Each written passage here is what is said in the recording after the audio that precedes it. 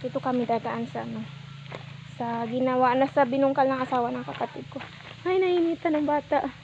May sampayan may sampayan pa dito kasi minsan nung tag-ulan kasi kulang yung mga pinagsasampayan namin ng damit. Ayun, nandun kami kanina. Kulang yung mga pinagsasampayan namin ng damit kaya hanggang dito sa baba ng bahay may sampayan na, may kape naman dito. Ayan, oh.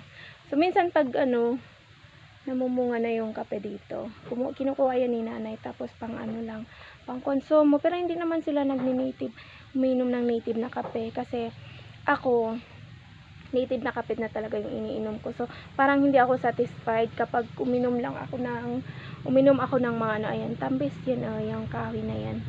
Pag uminom ako ng mga coffee ko, Great Taste White, dati lang na ano talaga ako na gusto ko. Tapos nung nakapag ano na ako, simula na ako nagkape ng native. So hindi na, kasi gusto ko talaga laging native na yung kape ko. Tapos doon lang ako nasasatisfied. Pag ano, pag Great Taste o yung mga 3-in-1 yung ininom ko, parang hindi lang ako nagkape. So hindi ko na-feel na nagkape ako.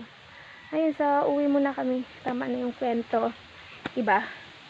So, thank you guys for watching.